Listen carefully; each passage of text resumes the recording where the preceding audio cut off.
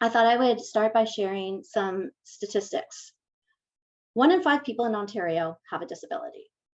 Over 25% of employed Canadians with disabilities reported that their employers were not aware of it. So that's a big chunk of people that are not disclosing. And I don't think I need to point out some of the reasons why they may not be disclosing. 47% of working-aged adults with disabilities reported that they were employed, compared with 74% of those who do not have a disability. That's a very discouraging statistic. And really, Ontario, I think we need to do better. And as our first step in doing better, I want to welcome this wonderful panel that I have here of both job seekers, former job seeker, and employers. And so I would like to just introduce everybody right now. I'm going to start with Nicoletta Ertley. Nicoletta is a communications professional and a writer with a background that includes a combination of unique professional and artistic endeavors. She is currently at work on her book about modern dating culture and is aiming to return to the 9-to-5 world after a time out to turn her creative dreams into reality. So welcome, Nicoletta. We are thrilled to have you. The next person we have is Leandro Rocca. Leandro is a former job seeker who arrived in Canada in 2018 from Brazil. He had a drive to find work in Canada, a great attitude, and a great set of skills from his work in Brazil. He had no Canadian work experience and was an employment counselor's dream when he said he will do anything it takes to get the experience he needs to find work. I will let him tell you more about how he went from there to being an assistant controller at a large insurance company in Windsor. So welcome, Leandro. Thank you. Callie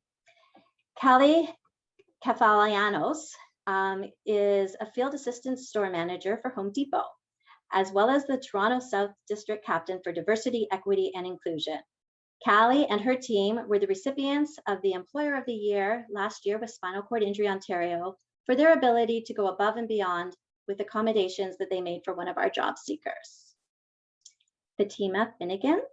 Fatima is the Director of Corporate Marketing and Business Development at Ontario Restaurant, Hotel and Motel Association. She's a strong advocate for hiring people with disabilities in the hospitality sector and has spearheaded some excellent initiatives that have helped open the doors for a variety of people. So welcome. Catherine, as our final person to introduce, Catherine Lepense is the Chief of Staff Strategic Policy, Planning and Corporate Affairs at Canadian Heritage with the Government of Canada. I've had the pleasure of working with her recently when she hired one of our job seekers. Her commitment to inclusion and providing a positive and welcoming work environment is nothing short of awesome. So welcome to all our panelists, and thank you again for joining us, and thank you for everybody in the audience. So we're going to get right to it. And since I see Leandro on my screen right now, Leandro, we're going to start with you. I'm going to ask you, what would you say were your biggest obstacles while job searching? Yeah, I remember, first of all, thanks for having me today. It's my pleasure to be part of this amazing project. And then I remember like almost 4 years ago when you started, and then you helped me a lot, because I remember when I started facing the different situation, like in Canada, it's pretty hard. Like in my situation, I'm a newcomer. I have no idea at the beginning, how can I prepare a resume? How can I be preparing for an interview? How can I knock the door and ask for support? I had no idea. I remember when I started browsing, and then I found Spinal Cord, and then I think about it like, oh, how can I get that? And then I start to receive, and then you keep in touch almost every single week.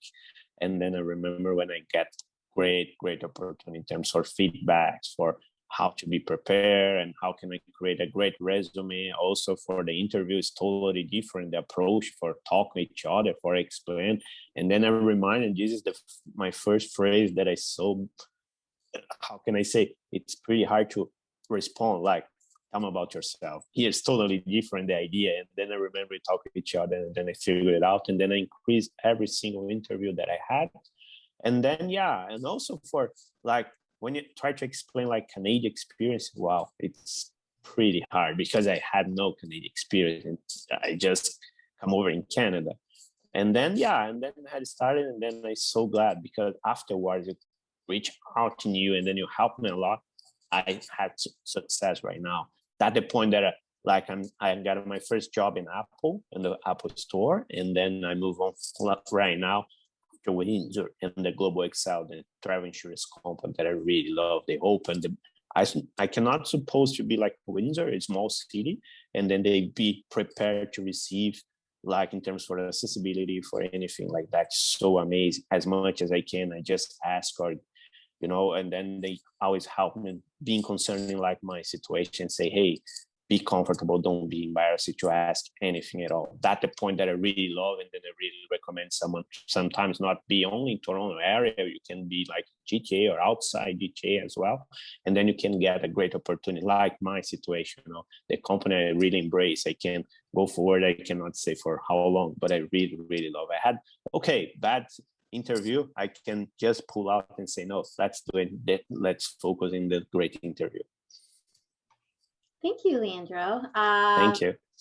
Thanks. And one of the things I remember working with you is just your attitude, that overall happy, positive attitude, and just willingness to learn. Even though you had so many skills from back home, you were very open to learning. And I remember that you really stood out that way. And I'm thrilled to see you working in a job that you're loving, because that's the goal for everybody. So thanks. So Nicoletta, I'm going to ask you the same question. What would you say are your biggest obstacles in job searching?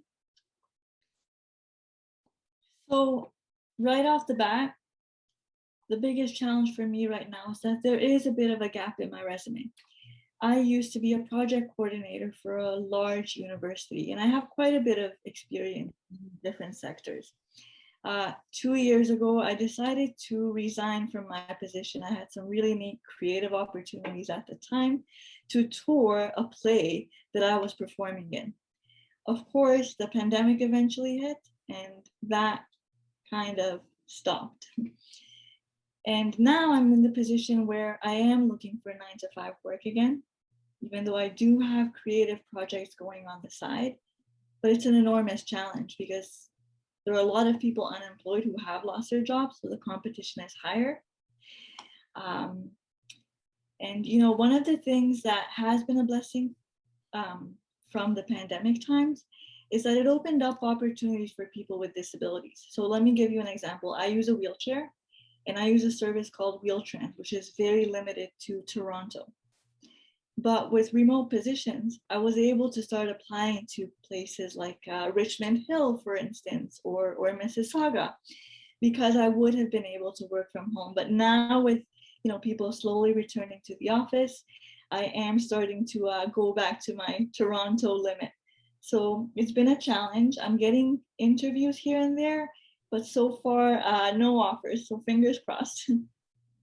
For sure. I can say that I've been lucky enough to see Nicoletta perform in one of her plays early on a few years ago, and very talented actress and storyteller. So yes, thank you. Thanks for sharing that. Okay, so Callie, I'm going to ask you, and I'm going to go through all the employers as well. Callie, what does inclusion mean to you, and what makes you an inclusive employer? Thanks, Marianne. And first of all, thank you so much for including me in this great discussion today. Looking forward to speaking to everyone. So yes, just here at the Home Depot, we believe in something that's called the power of possibility. So this, when we kind of dim it down, it really means fostering, an inclusive environment where people of all different abilities, they're able to achieve success and really reach their full potential. So here at the Home Depot, we really believe that, there's no way where, one size kind of fits all. That model really doesn't exist when it comes for each and every person and the specific type of, job accommodation that they need. And also, I think other employers out here too can attest to the fact that the more diverse and inclusive your workforce is, the more successful it will be. And not only does it benefit other coworkers and associates within our stores here at the Home Depot, or if they work in the offices, but it also benefits our customers. We have, really great feedback from customers, just with, all of our associates that, have a visible or invisible disability. And it's honestly just so rewarding when we do get that great feedback from our customers.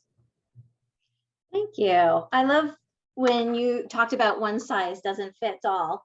It kind of reminds me, my daughter shops at a store, I'm not going to mention the name, and they have one size, it's one size fits all. And I always like to call it one size fits nobody.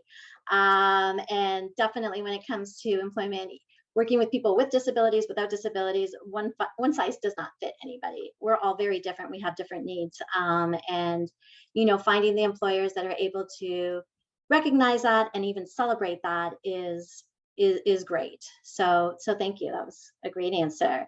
Fatima, how about you? Thank you, Marianne. Thank you for having me. Following Callie, I represent the Ontario Restaurant Hotel Motel Association. So we represent 11,000 restaurants and hotels in Ontario.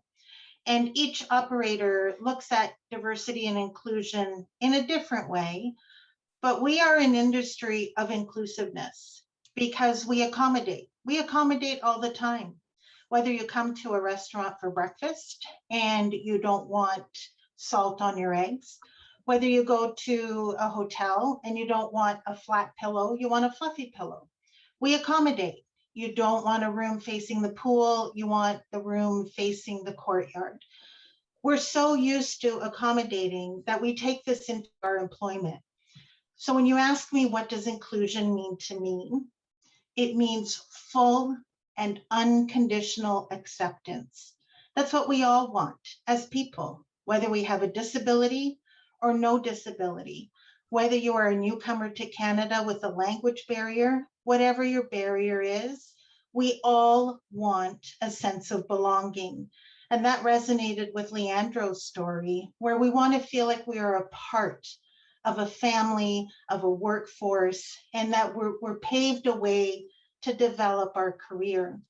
So we want this sense of belonging. So whatever it takes that we can do to help the core of all of our needs for our employees coming in, we will accommodate. Thank you. And you're right. There's accommodations in every single thing we do. Just ordering at a restaurant, and especially in the hospitality field. And to be able to do that with your hiring is just as important as making sure someone doesn't have salt on their breakfast that they don't want. So yeah, so thank you. That's great. Catherine, how about you? What does inclusion mean to you, Catherine, and what makes you an inclusive employer? I think that that everybody's welcome. Everybody has something to offer. The one size fits nobody is exactly it, and it's representative of what everybody has to offer. So I think that from a federal employer, it needs to be representative of all Canadians. And so I think that's what's really important for us, so that we include and share with everyone that works within the government our perspectives and be able to provide a more inclusive approach to how policy is formulated, how we deliver services to Canadians, et cetera. So, I'm super excited. I'm at the end of my career, so I've had a long time to work in government, and I have to say, this has been the most wonderful learning experience for me, having had one of your folks join our team, and the perspective it offers to those of us in the office and to those who work with him is phenomenal. So I think that having having everybody's welcome, everybody's included, and everybody has something to offer. I think that's what's most important. Thank you, Catherine. And yes, I've been really lucky to work with you. And I know this is kind of a weird analogy, but there's retail therapy when things aren't going well, and some of us will go out and buy something to make ourselves feel good. I call Catherine's emails email therapy. Every time I get sort of a check-in with Catherine, when I'm having a bad day, and we all have bad days, your emails are a reminder of how much I love my job. And I want to thank you for offering just such a positive, I just feel like you'd probably be the greatest boss, because the emails that Catherine supplies are just very positive and inclusive and warm. So, and that's why the 3 employers that we chose are people that we just, we really want to spotlight. So thank you. Okay, so we're going to go back to Leandro. In terms of accommodations, what do you think is the biggest challenge? And what has been your biggest challenge, Leandro? Yeah, honestly, when I had my first interview, I never asked for accommodation in terms like that. Many of them said like, oh, no worries, you can just come over and that's it. But in fact, it's not true at all. I face in the different and hard situations sometimes, because when I was in the front and the receptionist waiting for, and then I realized, oh, there are stairs. How can I go for the room? How can I go for some washroom or something like that? That maybe is the worst. And then when I talk on debating for interviews, I felt like, oh, someone is not being prepared to receive like anyone with disability, and especially my situation with wheelchair. How can I handle that situation? I received that question like, hey man, how can I help you with a drop off, or if you don't have your car or something like that? As Nicoletta said, I used to like wheel trans as well. I lost many opportunities in Mississauga because I'm accounting, and then many manufacturers still over there outside GTA or whatever. That I thought like, oh my gosh, it's so terrifying. And I realized when I asked for accommodation, they start to avoid, oh, I'm really so sorry, I don't have accessibility yet, to have to step back and waiting for the next opportunity. And then at the first time, I was pretty frustrated because I cannot handle that situation. Later on, when you reach you out and then start to talk to each other, and then you start to show me many other options, not only account. At the point when I got my first job in Apple, it's like a sales, and then I received a great approach. They received me open, and then that I said like, oh gosh, thank you. And then afterwards, at the point that I moved on to Windsor, they never ever asked, but I changed my strategy. At the first time I said, hey, I'm using wheelchair, I'm not sure if I'm able to receiving me in that situation. In my first interview, at the first one I read open, and honestly, they said, I don't mind, you just can come over, there are accessibility anywhere here in the company. And I said, are you sure? Because I'm just rent on my car and go through Windsor, is 4 hours so far, and blah blah blah. And then when I just be in the front, I realized, oh, it's pretty cool. That's the point that I always say, oh, Global Excel helped me, and every single day they open for any other ones, not for with wheelchair. But that's true. It's a little hard at the first time, and especially in my situation, I'm a newcomer. I have no idea in terms for law, in terms for anything like that. But it's not easy at all. No, it's definitely not. Thank you, Nicoletta. No problem. Thank you. Same question to you. In terms of accommodation, what do you think is your biggest challenge? The biggest challenge is that people don't know what they're allowed to ask for. And I'll give you a very concrete example. I used to work in the area of disability and employment. So I had a lot of knowledge about accommodations, about, how to go about requesting those. But still, when I transferred to a new position at a different institution, there were so many basic things that I didn't even know how to approach. So it took 6 months for me to be aware that there's a process for requesting a chair, an office chair that's more suited to you. And so I wasn't aware of that. And so me with, experience in disability and employment, if I didn't know that, how does somebody, with an invisible disability, for instance, or a newcomer, how do they know that? I think there needs to be a culture of more awareness about how to go about requesting accommodations. The other piece is, I went from an institution where work from home was an option, and that was wonderful. As a wheelchair user, wow, incredible. But when I switched institutions once again, unfortunately, the union that I worked for did not support work from home. So whether it was bright and sunny or minus 40 degrees and snow, I had to be in the office physically, and that can be extremely challenging, especially on early mornings when the snow is not yet shoveled properly.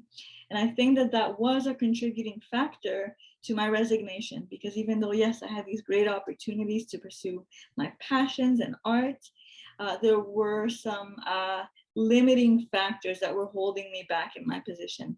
So definitely more awareness needs to be spread so that people know what they can ask for and how to ask for them. Thank you. And I really like your term culture of awareness. I think that that's amazing. And I mean, I just look back at the pandemic, and I remember 2 years ago, if a client would come to me and say, you know, I really want some work from home opportunities, my answer was typically, you know, we're going to do our best and we'll try, but I'm not going to lie, there's not a lot of them out there. And then the pandemic hit, and all of us had to work from home, and all of a sudden the accommodations were made within weeks, globally. So I really like the idea of a culture of awareness, and the idea of a positive outlook from employers, and sort of being able to rethink what an accommodation is, and if it's really as bad as some employers might think it is, because clearly the whole world has been accommodated, and here we are doing business. So thanks. Okay, I have a question for Fatima.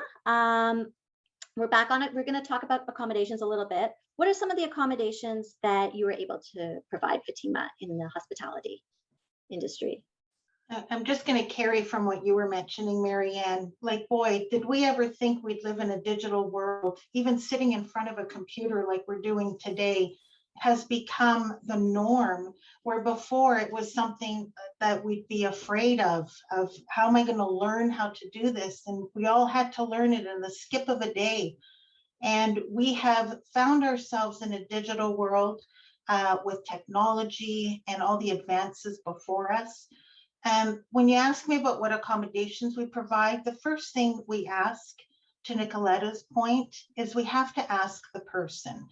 But sometimes there's a culture of fear from the employer that they might say the wrong thing, they might have the wrong words or tone, but the intent is good. And the intent is, I want to help you succeed.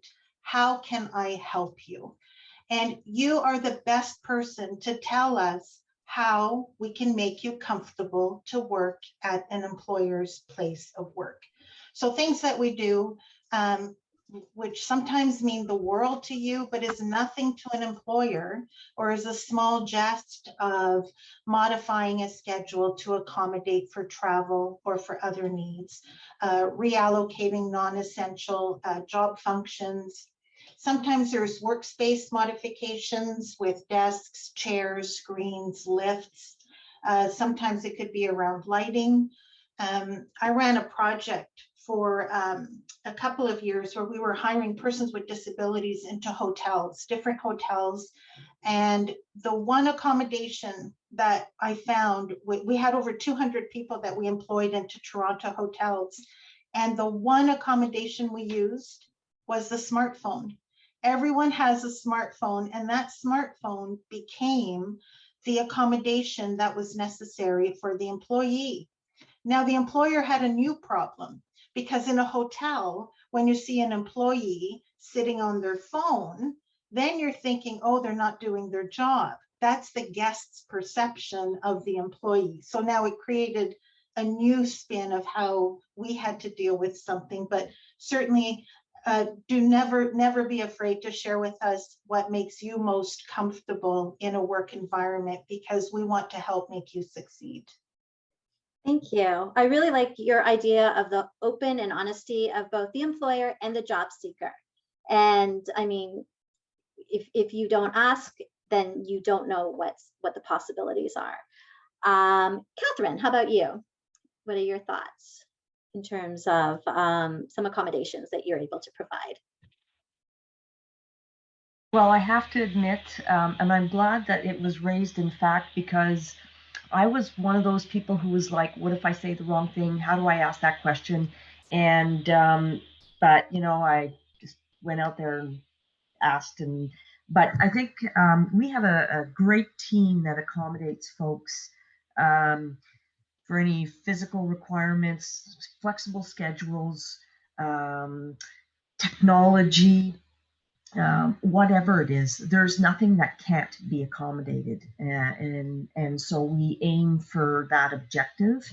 Whether it's something you can or cannot see as an accommodation requirement, really, the employee really needs to be able to share that with us. But we have a whole team at Shared Services Canada from a technology standpoint. We've got folks in our department in human resources that support the employee as well. They have one-on-one talks. We meet as a team.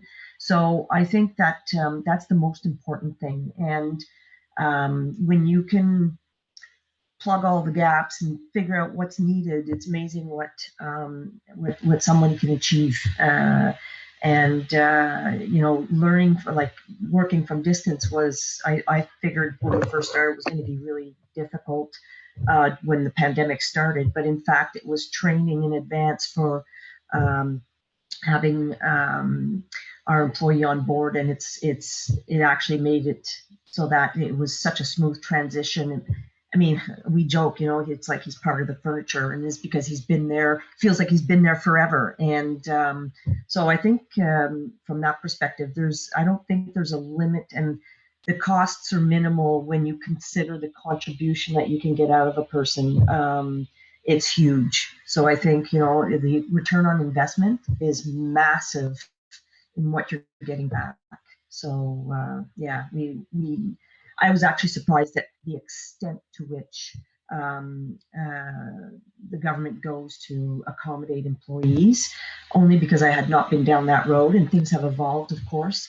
But I can tell you that I myself was impressed, and I believe the sky's the limit at this point. I mean, there's no reason why anybody couldn't step in and be accommodated for whatever it is they need, because I'm sure what we'll get back in return will be tenfold.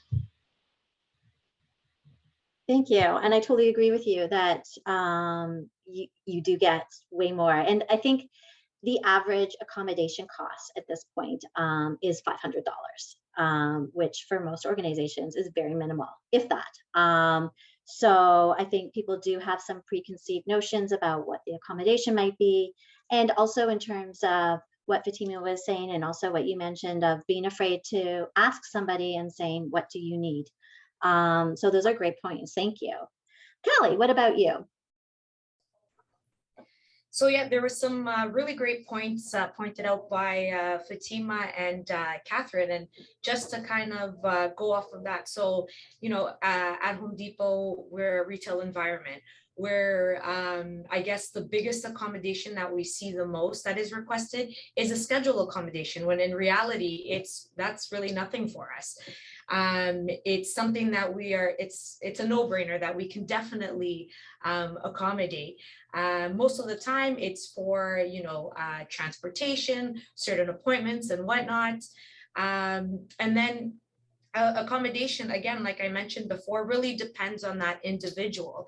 And it's, giving that individual, the empowerment and feeling comfortable enough to approach us and letting us know really what accommodation is needed. Because we come across thousands and thousands of associates every single year, and we come across some things that we don't know. So it goes kind of back to what Nicoletta was saying, where we need to also educate ourselves as employers to find better ways on how we can accommodate associates. As an example, when our stores shut down with COVID, and we had to hire really quickly to find associates that could work in the stores to help us pick orders, call customers, coordinate all of that. we had to actually change our interviews. So instead of having in-person interviews like we were always used to, it quickly changed to virtual interviews. So, you know, we had some associates that were applying that had, you know, a hearing disability. So now how can we accommodate that in a virtual platform? So, you know, that's where we had to team up and give that feedback to our head office. And we were able to get captioning now on our interviews. So before when we set up that interview, we actually asked the candidate, are there any accommodations that we need to set up right from the get-go, starting with that interview process? So there's so many things. You know, sometimes another thing that we've accommodated before is something like for a physical disability, where we just needed to make a workstation just leveled a little bit lower so someone could use.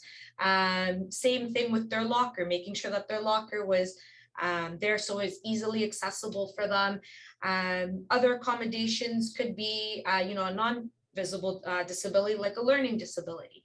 So again, it's educating ourselves. Okay, is our training maybe not the right fit or the right way that we're projecting it to that associate, that new associate of ours? So it's teaming up again with our learning department at head office to say, you know what can we change? So some things that they did change for us were making our training modules more user-friendly and game-based. So that became an accommodation for candidates that we had that were brand new to the company. So again, it really just depends on the new associate that we do have that's joining our team.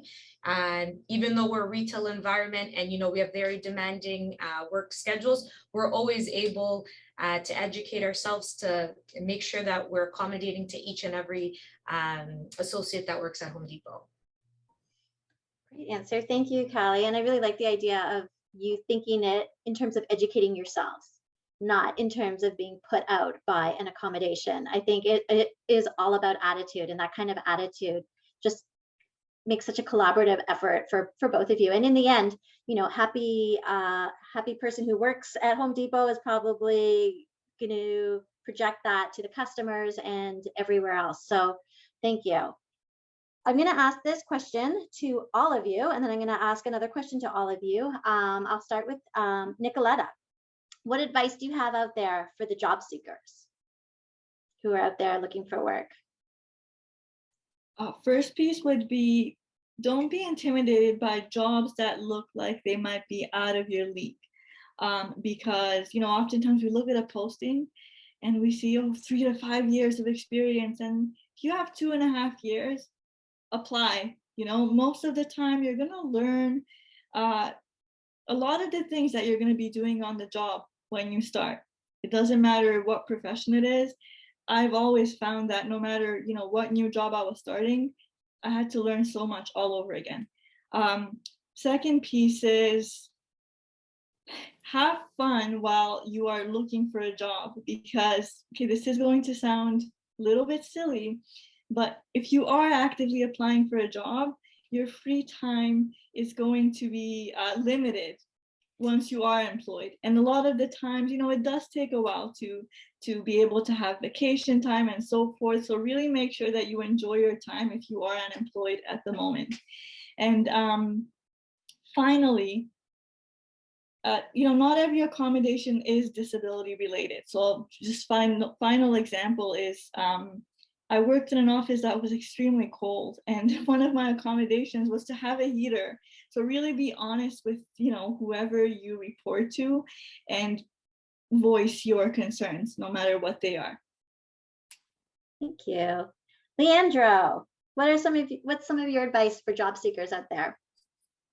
First of all, never give up in any circumstance, you know, as much as you can. Sometimes you say, this job is not for me. No, try. Never say I can't. The other way, like, I can do my better. Show for the employees that as much as you can. Doesn't matter if you use wheelchair or any other, you know, disability. But keep in mind, you have to do, how can I produce? How can I get a great performance to the company? How can I increase? How can I learn? Be open. not exactly in terms for accommodation. Sometimes I'm thinking like, oh, don't be strict, like I need this, but try to working together, like step by step. Like in my company right now in Global Excel, I can say like, oh, today I see the microwave, I cannot put on my food. They change. Try to negotiate it. But can you imagine like at the beginning, I just say like, I need this. No, think about it. Like be open as well. Don't say like, oh, I can do, or no one believe in myself. But sometimes like my situation, if I always say, no, I can't do this, I can do that. Maybe I still unemployed. That's the point that I say, that the point that I move also to Windsor as well. And then I'm live alone most of the time because my wife is still in Toronto. I have to do anything by myself in my apartment and with my puppy. And then that's the point that I'm saying like, oh, I have to figure it out the best way. But I always say like, be positive, think about how can you help each other and show for everyone, like even for your co-works, like, hey, I use wheelchair, but sometimes I need some help with a drop in my situation. And my boss, for example, she helped me when I drop off once, and then she cleaned it up in the snowfall and then my car and something like that, try to be open mind and then never ever give up in any kind of situation. I always push everyone, hey, don't say like you can, because it's not true. Just push yourself, and then help. Show for the employees that you can do. Like I did in Apple. I never supposed to work like a sales in my whole life. I always been like in the desk. We use laptops, prepare reports, and anything like that over and over years. But now I said like, oh, I can do that. I just said like in my last interview exactly that way. I know that I have no experience in especially like Canadian work experience, but I can do my best and achieve my result. And I did it. I just asked, give me an opportunity. That's the point that I always say for everyone, employers, and then employees, like in especially for disability, because sometimes they push you back and then say, I can't, but no, forget it. You can. Thank you. Very positive message. Thank you. Catherine, what is your advice to some of the job seekers out there?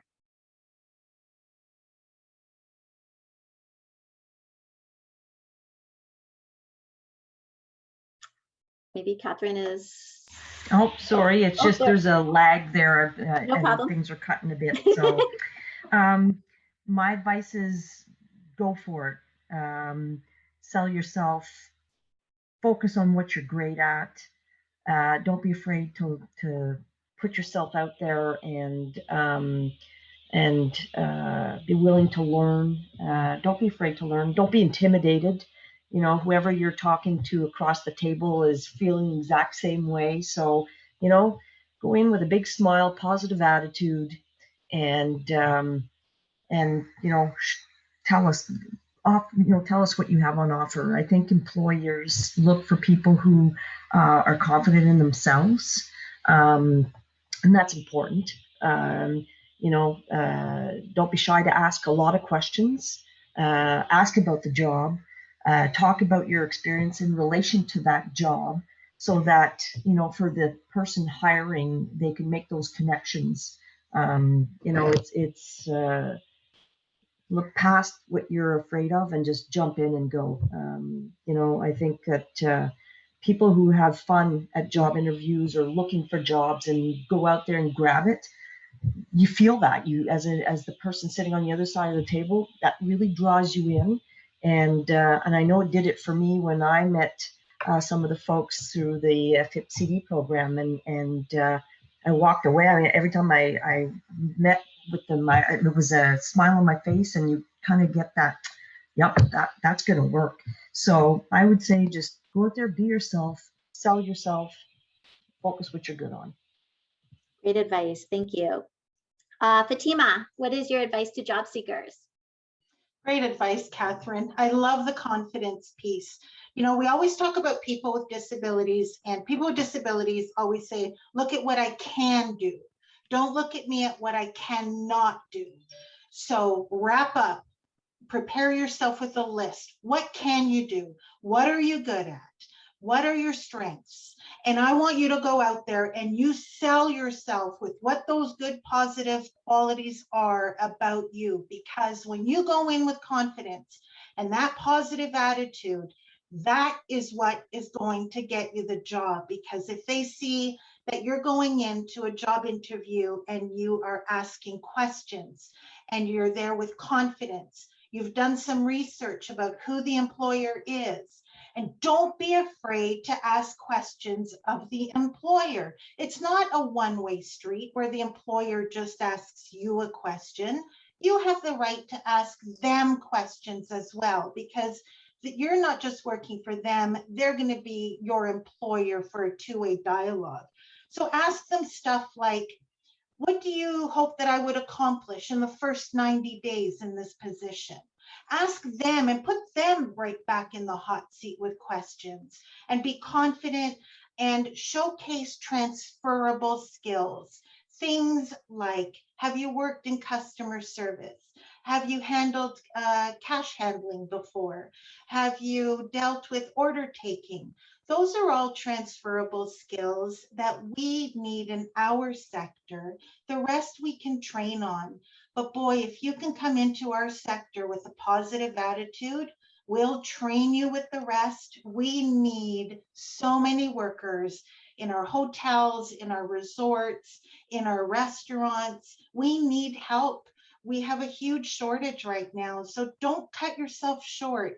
We want you working in our sector, and where you start in our sector is not where you end. You may start as a dishwasher, you may start as an admin assistant, but that's not going to be where you're going to finish in a year or two, because we have pathway of opportunity for you to grow in hospitality. So look to hospitality. We need people, but go in it with confidence, because you totally can do it.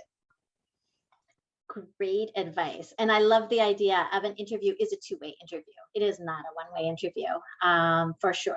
Thank you. All right, Callie. Yes, again, some really great points that I really, really loved and heard from the other panelists, which was awesome. Again, I know it'll be really repetitive, but definitely the first one is that confidence piece. Really, when you go into that interview, you need to have that mindset that, you know what, I am that right person. You need to hire me. You need me. That's the mentality that you should have when you go into these interviews. You know, a lot of employers out there, I mean, for Home Depot, we look for candidates not based off of their abilities, but based off of their behaviors and attitude. We want you to have that can-do attitude. Yes, you know what, I can do this. And we really look for candidates that, you know, have or are aligned, I should say, more so with our core values, you know, taking care of each other, giving back to the community, providing excellent customer service. This is ultimately what we truly look for. Be your authentic self when you come in for that interview, whether it's in person, virtual, you have it. Ask questions, you know, ask about training, you know, what training opportunities do you have for your new hires, for your associates? What does orientation kind of look like? You know, things like that. And, you know, at Home Depot, when we do have that interview with you, you know, we try and create that barrier-free interview where, you know, we want you to feel comfortable. We know that any type of candidate is always going to be nervous in their first initial interview. Everyone was in their job. And so, you know, we want you to just, you know, have that positive attitude, smile, ask questions, have that confidence. And again, it's really, you know what, you need me more than I need you. Okay, the three employers, Callie, Fatima, and Catherine, holy cow, yes, big clap. Those are some hugely encouraging messages that I really hope everybody can hear, and I will be remembering to pass them on to my clients for a very long time. Thank you. I know this hour is going so quickly. I swear I could just go on and on and on, but we did promise the audience to offer some questions. So I'm going to go to anybody out there. Please put your questions in the chat, and I will try to get through them if I can. And if not, I still have more questions because I'm filling up every minute of this last hour. We have a question from Emily. Emily asks, what can employers do to make the application and interview process more inclusive? So I think that's probably going out for the employers. Is there something that you feel you can do to make the process? And I feel like the employers that we have here have done a great job listening to all your stories about what they can do. But maybe to the job seekers, what do you think employers can do to make it easier and more inclusive? What are things that, and anybody can jump in here if you have an answer to that.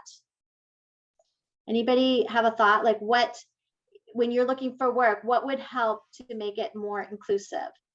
I know some companies, no matter who's applying for a job, their first question is there any accommodation you need for the interview? Just asking about the interview process. And that's a standard question asked to everybody, no matter who's applying, which I think is a really important question to ask. Any other thoughts on that? Any other ideas for Emily about how we could make it more inclusive? I know there are some manuals that are difficult to read with Zoom technology. So I know some employers have worked on that to make their accommodations easier for people who have low sight. But yes, there's probably, now I'm getting a little distracted because I'm trying to monitor the questions. I'm going to go to the next question. This is an anonymous one. I don't know who it's from. Does making education a requirement for a job where solid experience suffices a barrier to employment? So a lot of places will ask for a certain level of education. So I think what this individual is asking for is, does making education a requirement for a job where you could have an option of someone who has solid experience but does not have that that education? Is that education a barrier to employment? And I know one of Odin has talked about, Odin is Ontario Disability Network, and I'm going to screw up the acronym, ODEN, Ontario Disability Employment Network, thank you, talks about education because sometimes people who have disabilities have had lack of resources to have the education. So in that, it is a systemic barrier, the lack of education as well. And so the person, I guess, is asking, like, does solid experience suffice, as opposed to sometimes asking for education. Does any of the employers have? Yes, Fatima. For our sector, education sometimes is not prevalent or it's not necessary. Things that would be necessary in our sector would be a good grasp of the English language. It would be communication skills, but knowledge around food safety, around health and safety, around smart serve for serving alcohol. That's where our realm of knowledge would come in. Do we want everyone to come in with a college or university degree?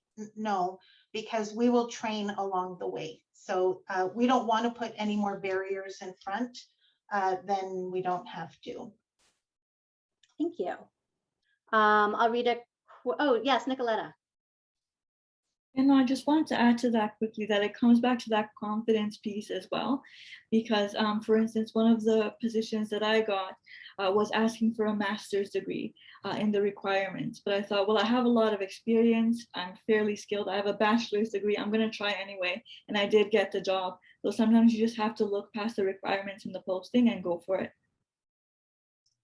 Yeah, and just to add to Nicoletta, again, yeah, sometimes when you see that job description, don't let that intimidate you, because a lot of the times you may not necessarily have that, you know, the one or two things that are on there, but you have so much more that you may offer us that we may not necessarily have actually listed in that job description. So yeah, definitely still go ahead, apply for that role. And when you have your interview, really showcase yourself and have that confidence piece. And if I could just add to Callie's point, that's a real good point there, Callie, is when you're looking at a job description, pick out some of the words and the language of what they're asking for and reiterate that in the job interview as part of your skill set. Excellent. So I have another question here. So Callie, Catherine, and Fatima are best in class in providing accommodations. How do we convince other employers that might not be as good to follow their example? Any suggestions, both from job seekers or from employers? Because yes, you guys are champions. Not everybody is. I think I would be out of a job if all the employers look like you guys, and they don't. Yeah, what, and it's gonna go, and I know, like, I see my time. That was gonna be my last question too, is what advice for employers are out there? Because not all employers look like the three that we have here. So it sort of piggybacks on what I was gonna ask as well. Any advice, any thoughts on? If I may. Yes, Catherine. Yeah, I think it's important for employers to look at what they, how can I say this? You have to look at the person, look past everything else and look at the person, because the skills that they bring to the table and what you're trying to get from them, you know, as you said, employers lost my train of thought. I'll come back to you because I lost my whole train of thought there. No problem. Jump in if it comes back. Anybody else before we have to close off? Any other thoughts on that? And I mean, I feel like, you know, the group that we have here is such a strong advocate for what we're trying to do.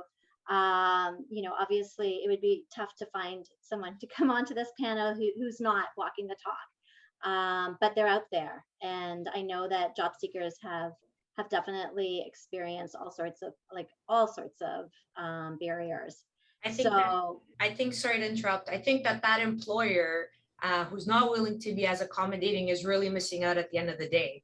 I think once they start seeing that return on investment, they will see the true benefits. And I cannot stress how important it is to have not only a diverse workforce, but having an inclusive one.